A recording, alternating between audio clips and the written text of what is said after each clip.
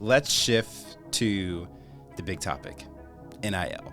So what I think everybody would love is kind of like your legal breakdown of what it originated from, what it is right now, before we get into kind of like what it's shifting to. Mm-hmm. So if you could give us a breakdown, that would be greatly appreciated.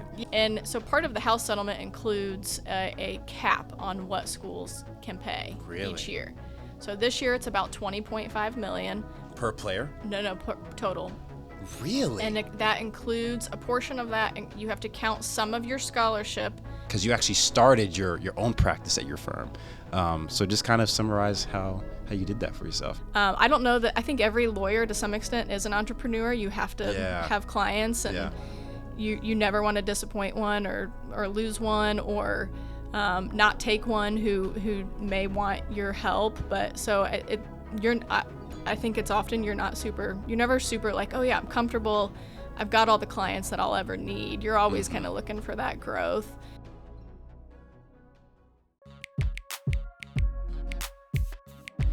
Okay, you ready? I'm ready. Awesome.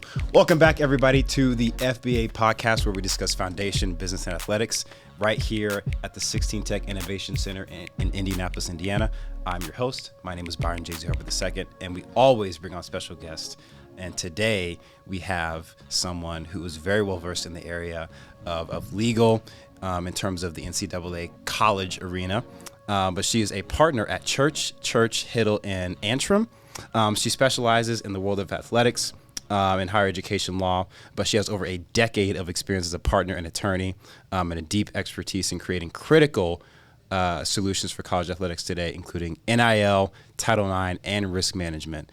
Today we have Kelleigh Fagan. Thanks for having me. Yeah, no, thanks for coming on. We met previously, but no, I really appreciate you taking the time and coming out. This is something that I'm very passionate about in terms of my experience in playing college athletics, college football in particular. That's my bread and butter. But no, I appreciate you coming on. But you also have a very interesting story. So before we get into any questions, I wanted to get kind of a summarized version of your journey, because you actually started your own practice at your firm. So just kind of summarize how you did that for yourself. Yeah, so I was a Division II women's golfer at University of Indianapolis, and very different experience than a Division I football player. But I knew I always wanted to go to law school, and I love sports, and I played golf for a year, and then I did not play the rest of my collegiate career. But by not playing the rest of my collegiate career, I went and worked in the athletic department at UIndy, and I always thought I wanted to be an agent, because that's what I thought how sports and law, combined. And I kind of learned being an agent was not over time. As I learned what an agent did, I thought that's not really what I wanted to do. But I was still looking for a way to combine those two passions. And Matt Donovan, who's still at UIndy and was who I worked for, he connected me with some folks at the NCAA, and I had to do externships for my sports management degree. Externships. And so I had to do two. And so I got connected with the NCAA, and they let me do one of them there as an undergrad. Mm-hmm. And I worked in the enforcement department, which is the department at the NCAA that doesn't get a lot of love, but is full of really good people.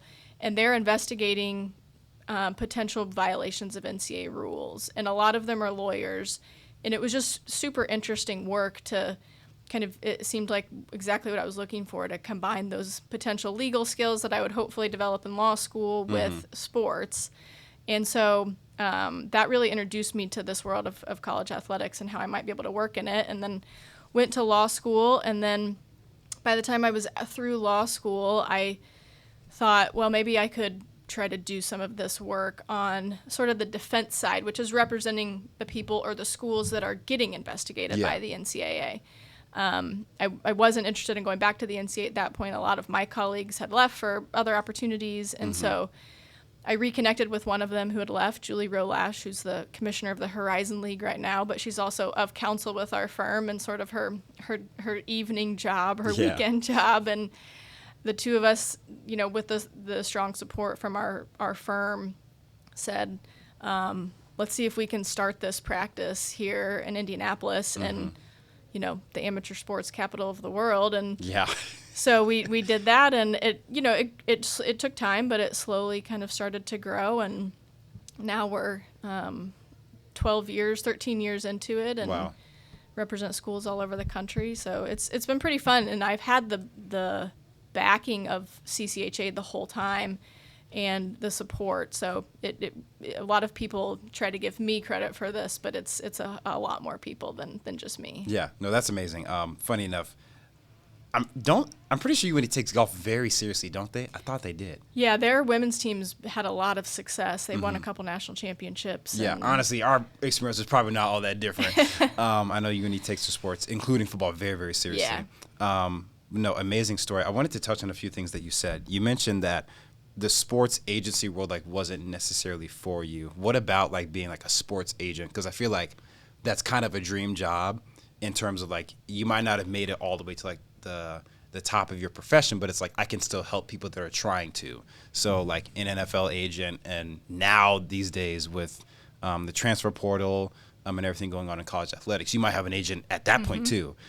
So what about being a sports agent did you feel wasn't for you to kind of have you lean the other direction? Yeah, I understood that the sports agent role was sort of all encompassing in that, and what I mean by that is not only are you trying to do those deals, the endorsement deals, the marketing deals, maybe their contract for professional players at the time, with their team or their league, but it was also a lot of arranging travel and sort of you're expected to be there all the time, whenever, and that wasn't something that I wanted to be more focused on the legal aspects of it, and not, I think, what I understood to be the other aspects of it, and sort of the non-legal parts of it. So that's why and you have to have clients to be a sports agent, and I think it's very, very cutthroat and competitive, and there's a lot more opportunity now with NIL. Yeah.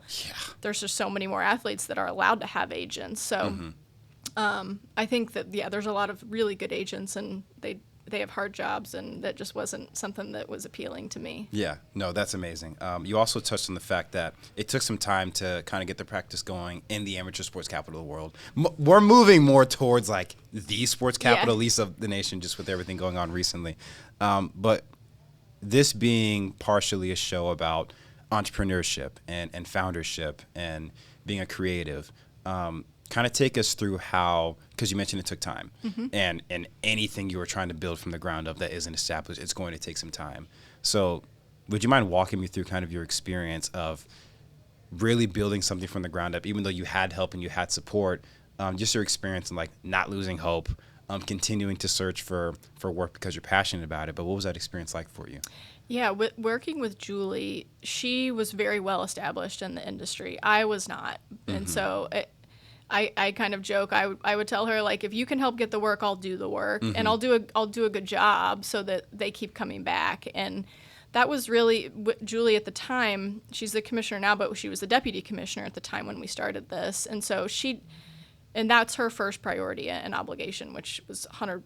We fully supported that and still do.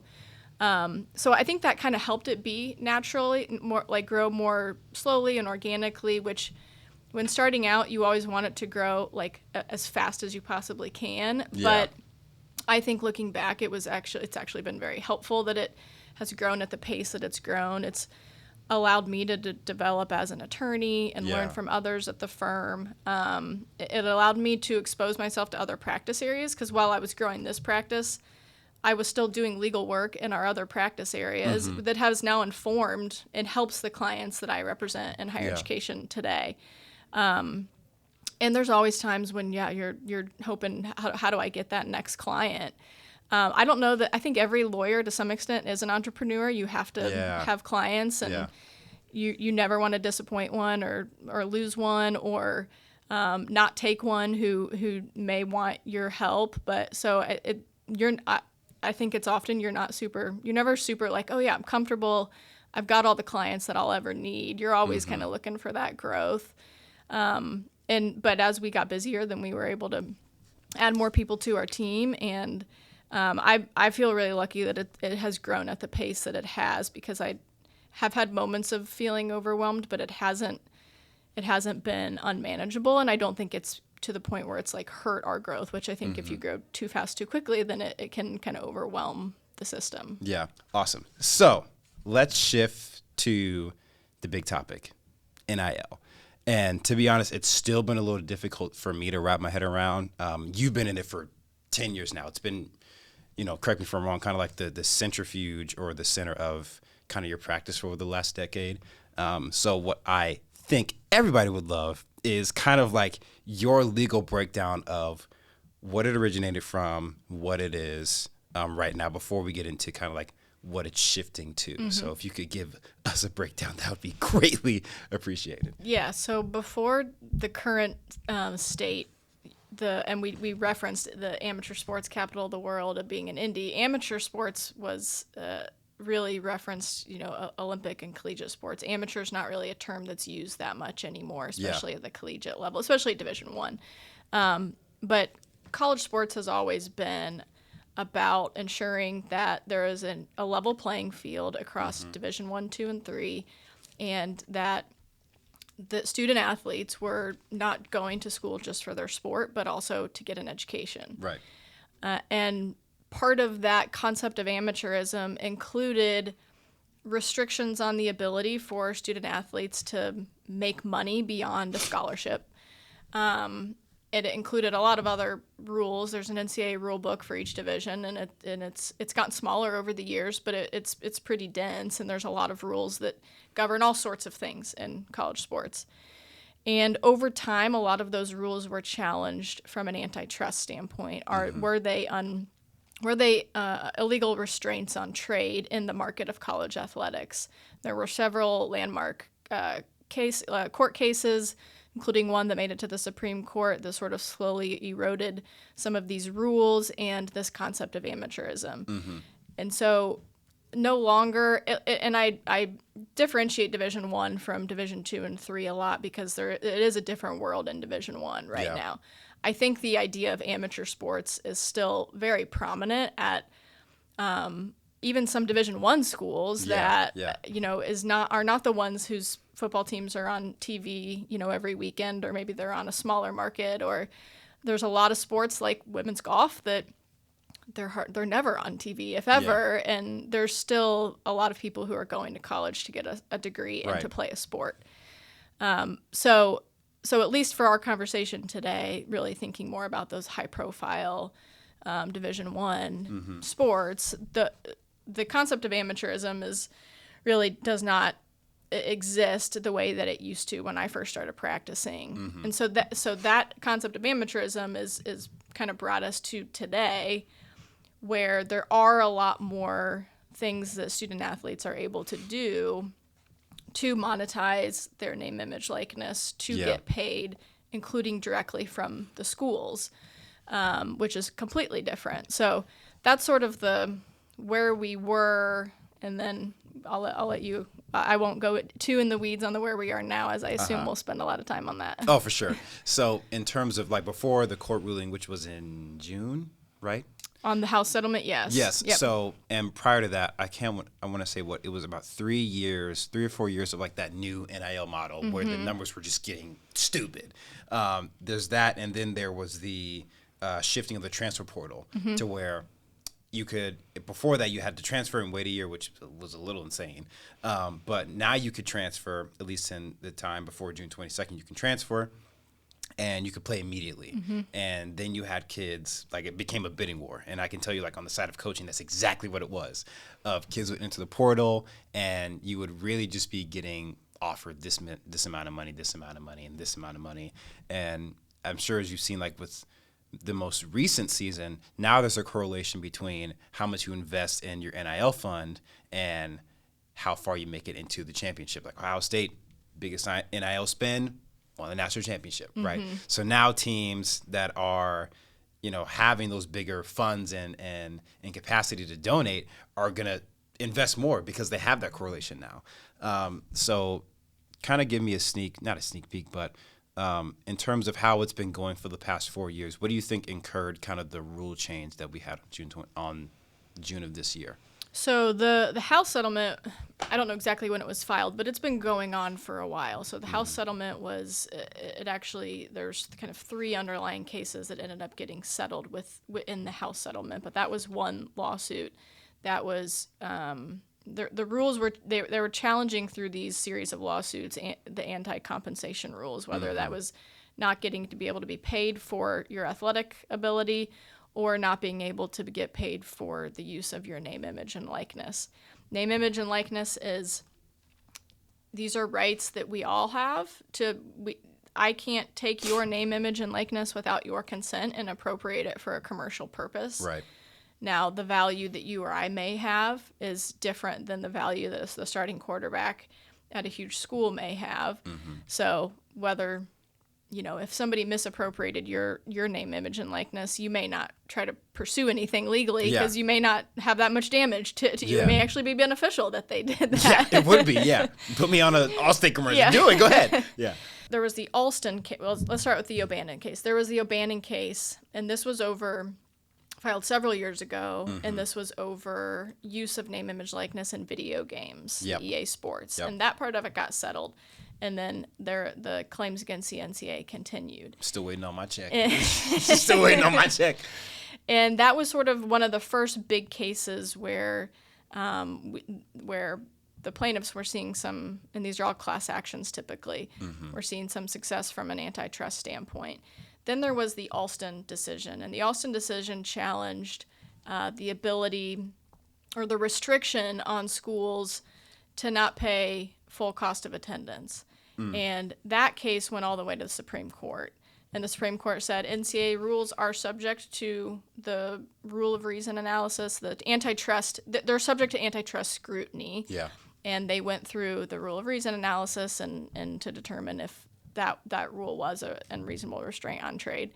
That decision happened to come out right around when several states were going to have legislation go into place that allowed schools in their states to pay that allowed student athletes in their states going to schools in their states to monetize their name, image, likeness. Really? So it was already moving before the Supreme Court ruled on it. Yes. Okay. And so that was July 2021, I believe. And when the Alston decision came out, the NCAA had been previously going to come up with some guardrails or some parameters that were around how are we going to handle, we have all these schools in all these different states, they're going to be under different rules now.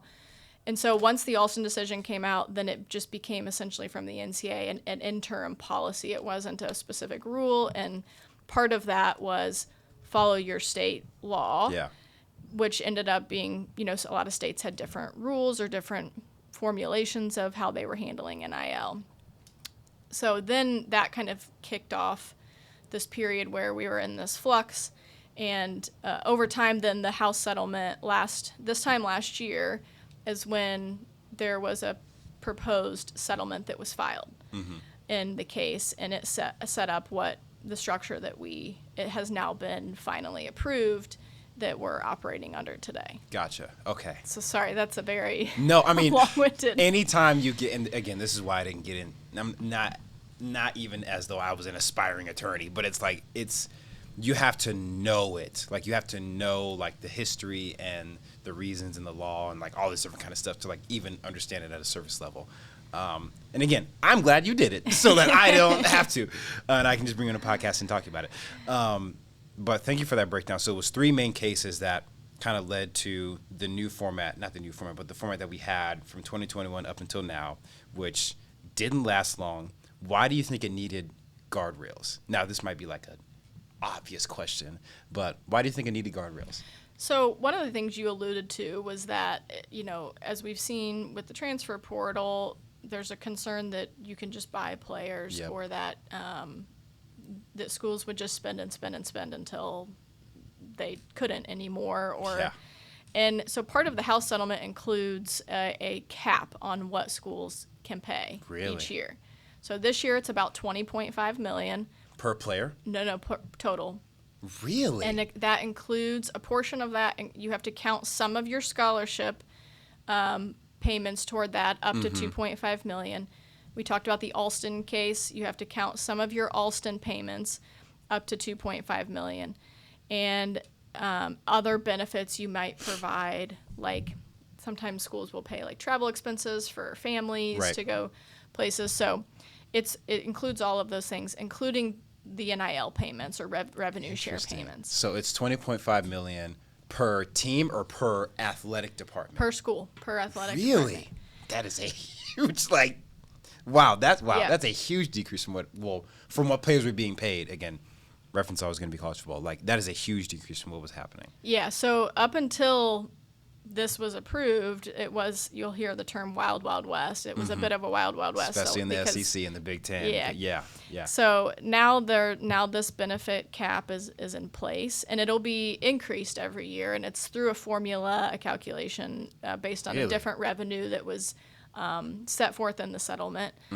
And it's intended to essentially act as a salary cap that you see in professional league. A lot of schools aren't going to come close to paying $20.5 million for their whole athletic department. Some may be zero. Some may be, all the way up to $20.5 million or whatever the max is every year. So that was one of, I think, that was one area that the college sports industry saw a need for a guardrail, is to control that spending. The other area was around third parties. There's always been donors, boosters that are involved in college sports. There still are donors and boosters involved in college sports but the House settlement provides a framework for regulating payments from what they call associated individuals and entities, which every collective is going to trigger trigger that definition. Yeah. And those payments have to be made. You can still pay a student athlete for an NIL deal, but it has to be for a valid business purpose, that's for profit, and is for essentially fair market value. They call it a range of compensation, but it essentially is fair market value. So that guardrail was put in place through the House settlement to try to essentially result in legitimate third-party deals. Yeah. It's really yet to be seen how effective that is. There's a new enforcement agency called the College Sports Commission that is still their staff's still being built out. So they're not doing a lot of the enforcing right now, but ultimately they will be. And I think that the goal is in college sports. Anytime you talk to a coach, they can always tell you all the other schools that they think are violating the rules. Yeah, but they'll never tell you about their own school. And they don't always hold each other accountable. And so I think under the College Sports Commission, there is some hope that schools will take the enforcement seriously and will abide by it and follow the rules. But that's another thing that's yet to be seen. Yeah. Okay. So you have this. Make sure I'm following along. Yeah. Following along, right? Because before that, you're 100% correct. Wild Wild West. And I can tell you again on the coaching side, the things that I was seeing. I don't know if you kept up. Well, I'm sure you did, of course, with the things going on. But the example of that Tennessee quarterback that sat out for spring ball, which by the way is crazy because he wanted $2 million added on to his NIL contract. Yeah. And I'm so glad Tennessee was like, no, get out, right? And ended up getting cut, and they let him leave the team, and they ended up, funny enough, trading with really another school. But that's what was happening, Wild Wild West. And like you mentioned, some schools, again, the school that I coach at, the fund and the donor programs just aren't nearly as big as, say, for example, Alabama, who has money just out the wazoo, right? But it was. You have all these different contracts on the table, and even when I was at Purdue, guys that were transferring out went to schools that offered them bigger paychecks, right, and could pay them, adequately. So to make sure I'm following along, we have this $20.5 million cap on what the school can provide and pay their players directly, which is probably why you see this dissolving of schools' own NIL funds like you see at some Big Ten schools. Okay, that makes sense. So you have that cap, but you don't necessarily have a cap. You just have kind of this mitigation and auditing process of if a third party wants to come in and give a kid more money or sponsorship or whatever. So that is not included in the $20.5 million cap. As long as it's not an entity that is a school can't say we're going to pass our money through this third party and then pay you. If the source of the funds is from the school, it counts against the cap. Right. If it's truly a source that's a different entity that's not controlled by the school, then it's not counted. Now, there's a ton of gray area with collectives in particular. Who controls that? Are they really separate or not? But so if it's truly from a third party, if it's a local business that's wants to do a deal with a player and that's from a third party and it's for a legitimate business purpose and it's within fair market value, then that does not count against the cap. Moving on. One, again, very appreciative of the breakdown. I don't think it was much legalese. I don't know if somebody listening might think so, but I think I got a good grasp of it now. But you mentioned earlier kind of looking ahead to the next 5 to 10 years, looking ahead in your own practice. You mentioned earlier just you're excited about the future. You're excited about continuing to grow your own practice, to grow your own firm, but also just the landscape of how college sports is changing. It's going to need people like you, right, to speak legalese because I can't, right? So looking ahead, what are you excited about in the next 10 years? Like, what positive changes do you think you're going to see in college sports over the next decade? I mean, I do think a lot of these changes have come from, you'll hear the kind of phrase like the athlete empowerment movement, where I think there's a view that amateurism was intended to sort of keep some of the rights of the athletes not accessible to them. There were some silly rules about, if I was a football player, but I was also a really talented musician, I couldn't rely on my notoriety as a football player to help my career as a musician because I was tying it to my athletics ability. So I think we've hopefully gotten rid of some of those things that were really probably not necessary for preserving amateurism at the time. Yeah. I think one area that really interests me going forward is women's sports, and we've obviously seen just a huge growth in that in our own city, and especially in our own city. Yeah, especially in our own city. But it's not just here, and it's not just women's basketball. I think I heard like youth volleyball for girls is like the biggest youth sport or the fastest growing or something. I haven't fact checked that. I think I just heard that on a podcast or read it in an article. If you said it, it's a fact. You're an attorney, so it's real.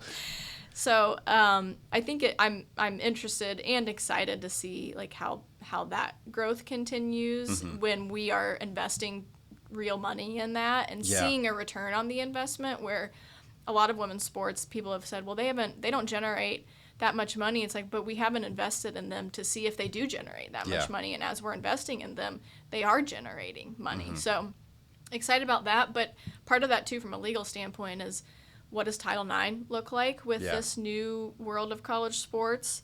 We don't know from the government, the Department of Education who oversees Title IX has not said like these new revenue share payments, how does Title IX apply to that? Because Title IX applies to scholarships and you have to provide those in a legal manner.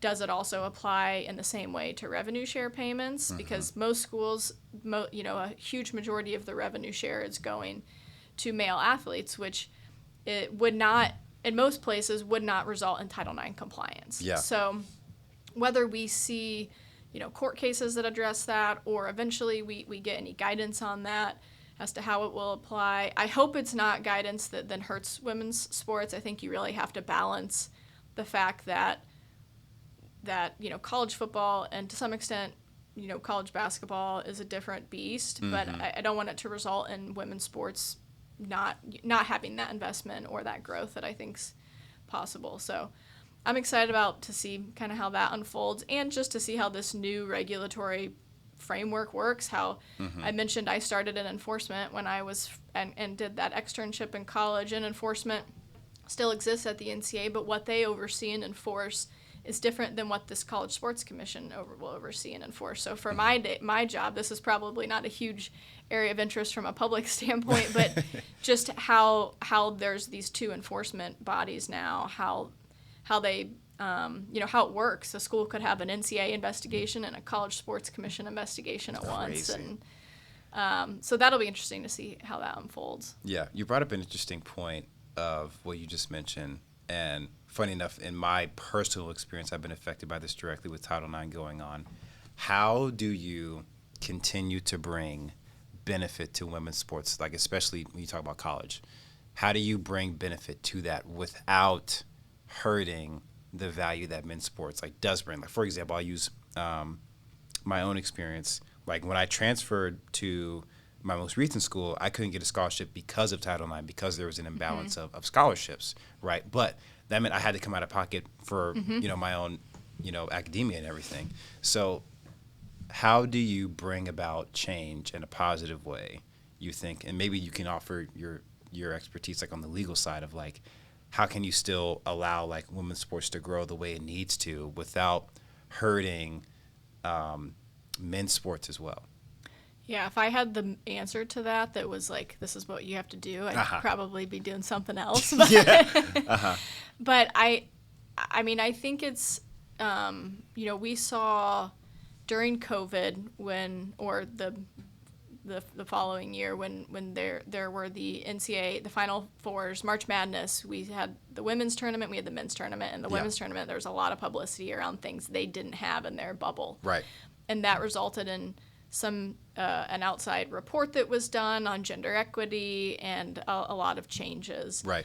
And so I think a lot of the athletes that we may talk to, they recognize what the revenue is that certain sports bring in. And they realize that doesn't diminish how hard they work at their craft that may not bring in a cent or maybe operating at a loss even. Absolutely. So I think kind of tie it back maybe to what we talked about at the beginning. Like we have to do it gradually and intentionally and make sure that we're trying to balance those two things, because Title IX applies to men too. It's not just women. If a men's team gets cut and that results in you being out of compliance, then a school can be liable for that. So a lot of times it's talked about in terms of female sports, but I think we have to try to provide as many opportunities as we can across the board, because college sports is almost always, and even if it's a difficult experience, it's almost always you're learning something, you're growing from it.